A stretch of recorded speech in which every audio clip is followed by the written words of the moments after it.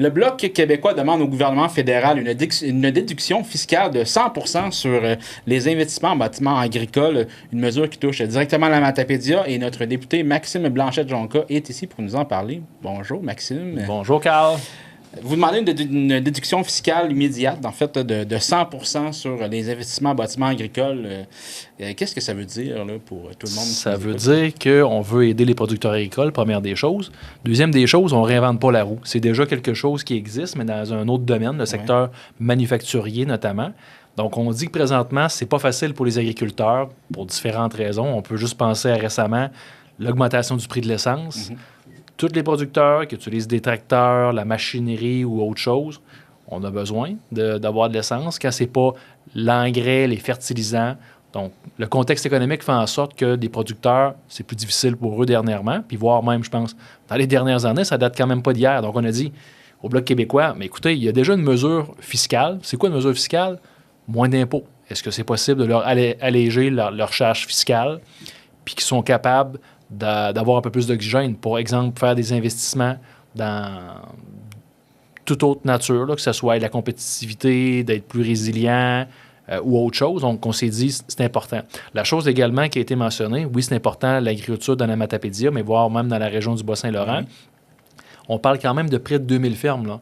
Puis même en termes d'emploi, environ 4000 emplois, c'est beaucoup de gens.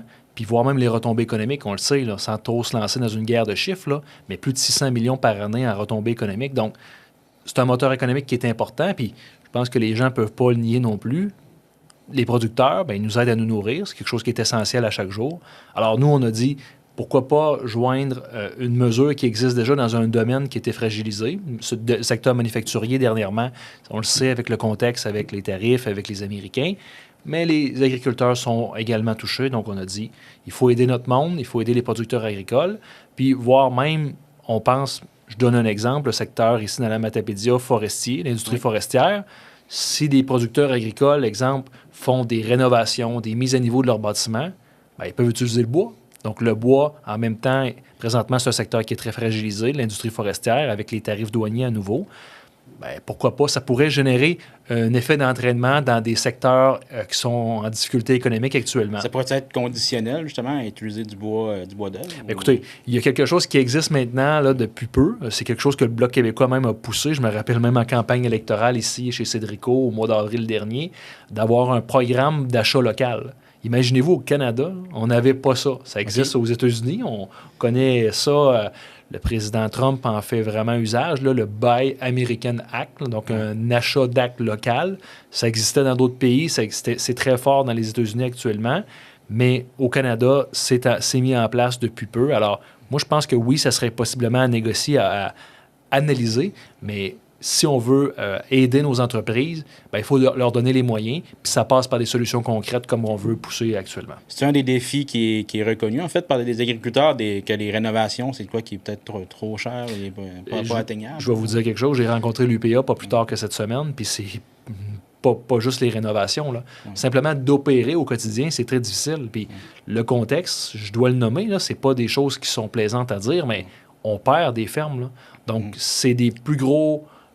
disons, joueurs qui achètent des plus petits joueurs. On a le phénomène d'accaparement des terres. C'est quelque chose qui est connu dans la région, voire même très préoccupant dans le secteur de la métisse que je n'ai qu'à penser, là. Donc, des joueurs qui sont puissants et ils font en sorte que quand il y a un producteur qui est en difficulté pour différentes raisons, bien, il se fait racheter par les plus gros. Et là, il y a une concentration. Ça veut dire qu'il y a des gens qui opèrent des fermes pour un contexte économique juste de profitabilité. Mais en bout de ligne, là, c'est toute la région qui en souffre. Là. C'est-à-dire, c'est plus des familles qui sont propriétaires de ces fermes-là puis qui font rouler l'économie en parallèle. C'est juste une grosse business qui gère parfois à distance. Les employés sont sur place, ils font le strict minimum. Alors, moi, je pense que oui, c'est un contexte que même les producteurs, l'Union des producteurs agricoles m'a exprimé dernièrement, mais c'est large. Là. On s'entend, il y a différents défis actuellement. Quand c'est pas la main-d'œuvre aussi, je pense aux producteurs, là, c'est pas facile. Là. Non, effectivement. Je donne souvent l'image en politique. Des fois, on pense que dans les parlements, on essaie de résumer le message. Là. Ouais. Les producteurs laitiers, c'est des gens qui travaillent pratiquement 7 sur 7. Non? C'est un mode de vie. Donc, ils n'ont pas de robinet sur la vache pour fermer ça, que le lait arrête de couler. Là. Mais c'est une même chose. De leur donner le maximum d'incitatifs puis voire de soutien, que ce soit financier ou juste de toute autre nature qui peuvent permettre notamment de les aider dans leur travail. Parce qu'actuellement, on est conscient que c'est difficile et voire même qu'on craint voir qu'il y aurait d'autres fermetures, que ce soit de différents types de production. C'est une mesure qui pourrait peut-être encourager la relève agricole parce que j'imagine que c'est pas toutes les fermes qu'on hérite qui sont en excellent état. Oui, exact. Puis oui, c'est une très bonne idée par rapport à ça. C'est juste leur donner un coussin supplémentaire qui peut vraiment leur permettre de se développer. Puis je pense que là, on aurait toute une journée à discuter ensemble, mais comment on fait pour inciter aussi la relève? Parce qu'on le sait, hein, c'est des parents, grands-parents de génération en génération que parfois la ferme reste familiale, mais encore dernièrement, c'est pas facile. Là. Si tu viens pas d'un milieu comme ça, acheter une ferme du jour au lendemain, écoutez, les dernières données que moi j'avais de mon côté, c'est 1,5, 2 millions minimum, une valeur d'une ferme au Québec. Alors, qui a une mise de fonds pour s'acheter ça? C'est pas évident. Mais oui, je pense que cet incitatif-là, encore sans trop aller de l'avant dans des détails techniques, on s'est assis à une table et on a réalisé que, écoutez, là, ça existe dans d'autres domaines qui sont plus en difficulté. Bien, pourquoi ça n'existerait pas notamment aussi dans le domaine agricole, qui est vital pour notre développement de notre région, puis aussi pour le développement économique? Et aussi, on mentionne aussi des investissements liés aux normes de bien-être animal. Donc, y a-t-il aussi une pression des producteurs agricoles pour investir de ce côté-là et des sous qui ne sont peut-être pas là tant beaucoup. Que ça? Oui. Puis c'est intéressant ce que tu nommes, Gare, c'est que les défis des agriculteurs, là, on en nomme plusieurs depuis tantôt, là, mais c'est plus juste ça, de dire, hey, là, ça coûte trop cher de produire, mais il y a plein d'affaires. Mm-hmm. Les normes réglementaires, ça en fait partie également, le bien-être animal.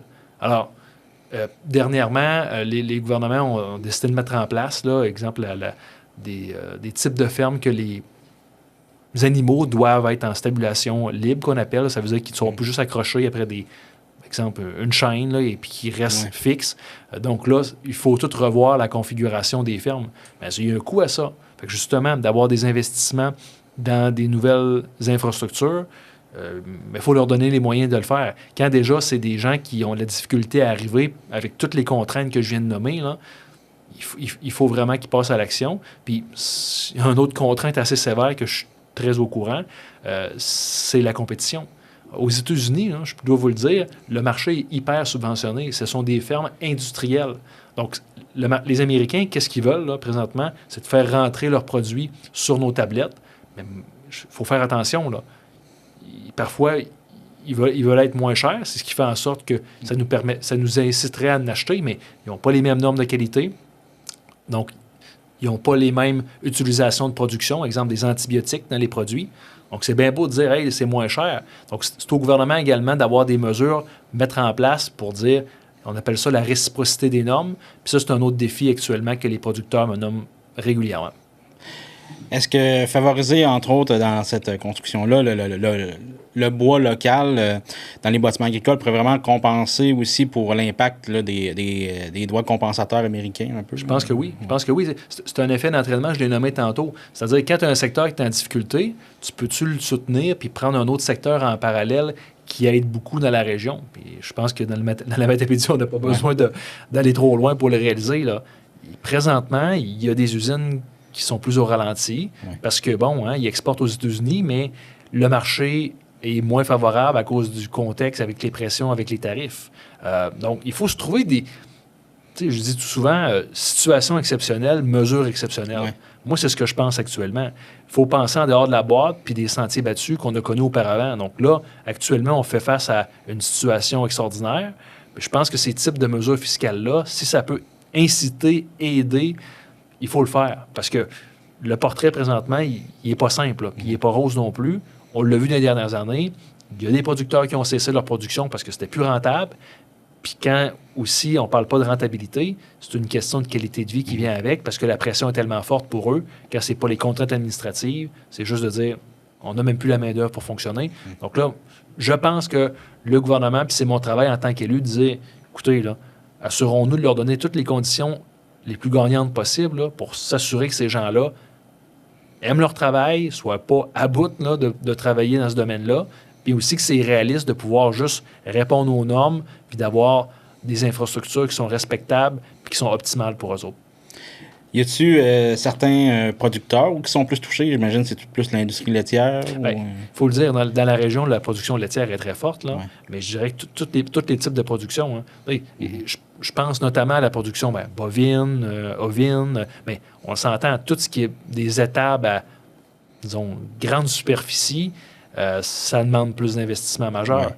Mais je pense que tout type de production, ça peut être bénéfique de dire, on peut-tu optimiser nos équipements, on peut-tu être plus productif, optimiser nos rendements, tout ça est bienvenu.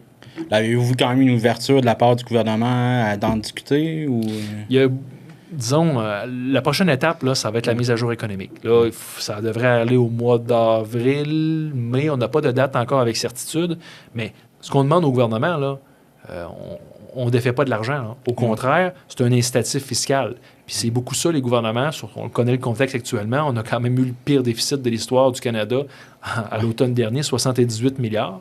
C'est pas quelque chose que j'endose, évidemment. Non, mais comment ça se fait que dans une situation qui sont autant en déficit, on passe encore à côté de la traque de gens qui nous nourrissent à chaque jour? Moi, c'est inconcevable. C'est le message que j'ai envie de dire, que les producteurs, ça devrait être une priorité pour les gouvernements. Et je pense que le Bloc québécois est connecté avec la région, mais aussi avec nos priorités régionales. Puis ça passe notamment par le soutien à l'agriculture, à l'alimentation. Bien, merci beaucoup d'être venu nous expliquer un peu tout ce dossier-là. Je pense que c'est une mesure qui est vraiment importante pour nous, pour la Matapédia. Puis avant de terminer, c'est beaucoup dans l'air présentement. Est-ce qu'on peut s'attendre à un transfuge du Bloc québécois vers les libéraux? C'est plaisant d'avoir cette note d'humour-là avec les médias. Ouais. Non. Non. Je ne suis pas un transfuge. C'est quelque chose que j'ai dénoncé abondamment. Ouais. Je pense, Carl, que tu fais référence notamment à la traversée des députés conservateurs et voire même la députée NPD dernièrement qui est allée chez les libéraux. Ouais, il manque juste le Bloc là, qui n'ont pas encore été. Là. Je vous laisse fouiller dans l'histoire à quel moment un député du Bloc québécois a traversé chez les libéraux. Pas arrivé souvent. Non. Mais tout ça pour dire qu'on vit vraiment dans une drôle d'époque. Même moi, là, en tant que député, j'ai jamais vu ça dans les 6 dernières années. Non, ça n'a pas de sens. Donc, on a un gouvernement qui était minoritaire. Et là, présentement, il y a des députés qui sont élus sous une bannière, dans une équipe, puis transfèrent dans une autre. Pour différentes raisons. Je laisse le défi à eux d'expliquer aux gens qui l'ont accordé leur confiance comment ils vivent bien avec ça ou s'ils sont à l'aise de le faire. Mais je crains que prochainement, c'est ça, on se retrouve peut-être dans une situation de gouvernement majoritaire qu'on appelle.